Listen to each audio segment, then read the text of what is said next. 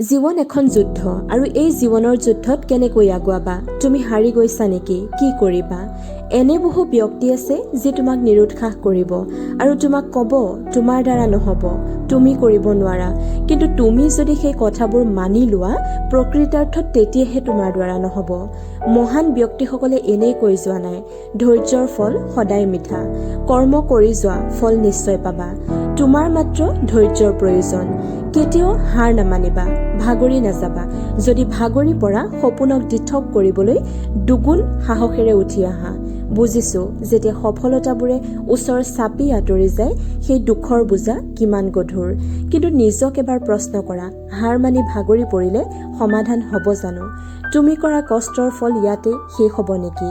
এটা কথা সদায় মনত ৰাখিবা তোমাৰ দুখত দুখী হ'বলৈ কোনো নাহিব কিন্তু সফলতাৰ জাকজমকতাত সকলো থাকিব মাথো ভাগৰি পৰিব ভাঙি পৰিব তোমাৰ আপোনজন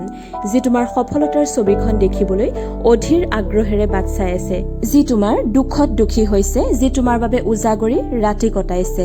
এতিয়া সময় নিজক হেৰুৱাৰ নহয় এতিয়া সময় হৈছে নিজক বিচৰাৰ নিজক এবাৰ প্ৰশ্ন সোধা তুমি ভুল ক'ত কৰিছিলা আৰু সেই ভুল শুধৰাই আন্ধাৰৰ মাজৰ পৰা পোহৰৰ কিৰণ হৈ ওলাই আহা তুমি নিজেই নিজৰ ক্ষমতাক চিনিব পৰা নাই তোমাৰ মাজত ইমানেই ক্ষমতা লুকাই আছে তুমি বিচৰা সকলো আহৰণ কৰিব পাৰা মাথো ধৈৰ্য ধৰা সাহস কৰা কষ্ট কৰা চাবা জীৱনৰ কলা মেঘ আঁতৰি সফলতাৰ পোহৰে উজ্বলাই তুলিব